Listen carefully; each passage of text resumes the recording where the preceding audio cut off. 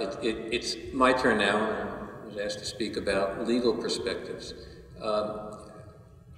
As a practical matter, it's my impression that with the exception of the lawsuits that I did in New Jersey over the last few years, there have been no significant successful lawsuits on behalf of children harmed at these facilities, with the exception of children who were killed or died.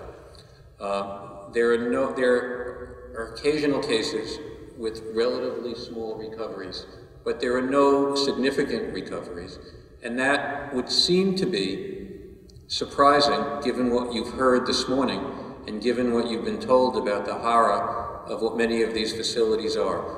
And there are really a couple of answers that really explain it. The plaintiff's injury field is a highly efficient field from an economic perspective. Lawyers gravitate towards cases where they can make money and gravitate away from cases where they can't, and are pretty good about figuring out which case is in which category.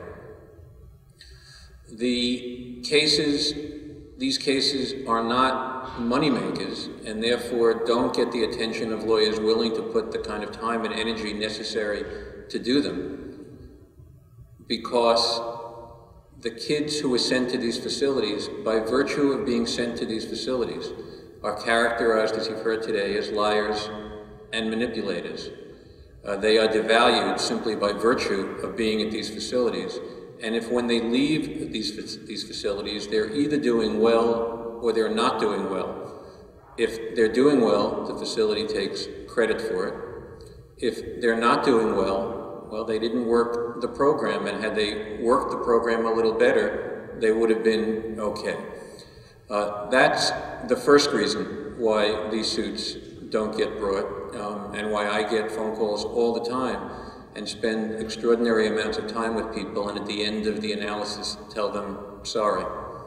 The second reason is that the harm that's done to kids who are sent off to these facilities takes a long time to manifest itself. Adolescents who come out of these facilities typically spend the first couple of years after they get out, in some cases becoming exactly what the facility said they would become if they didn't work the program. They go to drugs, they become more serious drug users than they were before they got there. Or they spend time desperately trying to reconcile with their families, the families that sent them off in the first place. Or they simply spend time trying to work the program. It's years later before they say, oh gee, that was a fraud. I was harmed, and I've been harmed terribly, and it's affecting me in awful ways in my life. And when they come to the lawyers at that point, it's too late, because statutes of limitations bar their claims.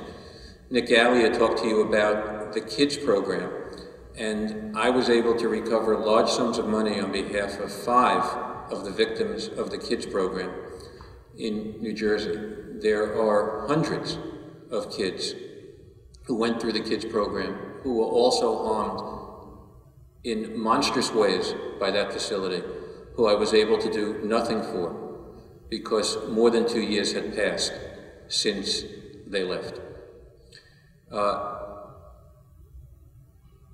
There are two, from my perspective, and different than the remarks that I had planned, and the reason I'm not going through the remarks that I planned in any detail is because I thought, having been at this for so long, more than 10 years now, when I discovered the kids program and the hideous straight program that preceded it and became part of the last generation of people fighting these programs. What's happened over this last 10 years is that this wonderful new generation has come along, including the people that you saw on the private panel, and now ASTART, and folks who are now saying exactly what it felt at some point was being said into the wilderness by the straight survivors and a few of us a while ago. And so much of what I had prepared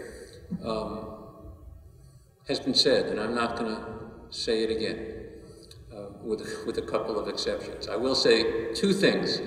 There are 2 changes that, if they were made, and they seem like common sense changes, would put this industry out of business. And they would put this industry out of business because they go to the heart of what this industry actually does. The first change is if this industry was required at the time children were admitted to those facilities to give children an actual diagnosis. Here is what we have found to be wrong with your child. And to have that diagnosis signed by a mental health professional or an educational consultant, have that expert say, that licensed professional, I have concluded for the following reasons that your child has the following condition, and here is the treatment plan for that condition. Here is what we're going to do, whether it's wilderness or describe it, and have the parents sign off on that treatment plan. If that was required, this industry would go out of existence. It couldn't function because it does not provide treatment that's consistent with the standard of care for any known psychiatric illness that I'm aware of. That's the first.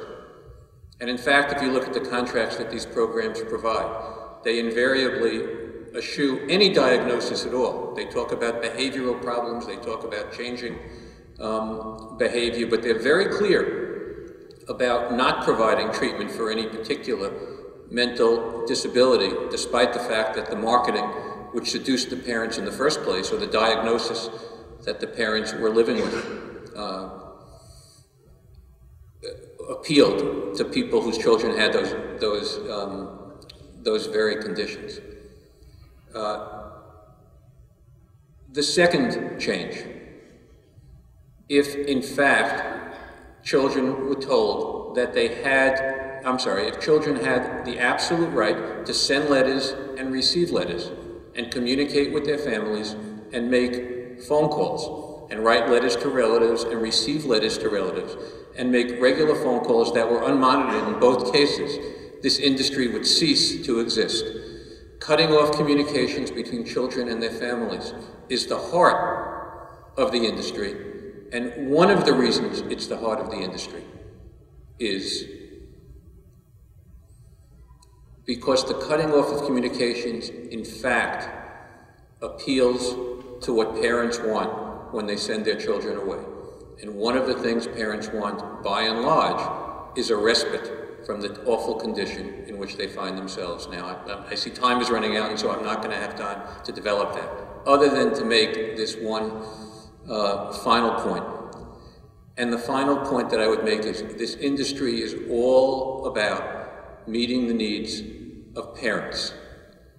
And the parents of children who are in trouble are a scared and frightened group, and they are a very, very mixed bag. It is terrifying to be the parent of a child who's in trouble.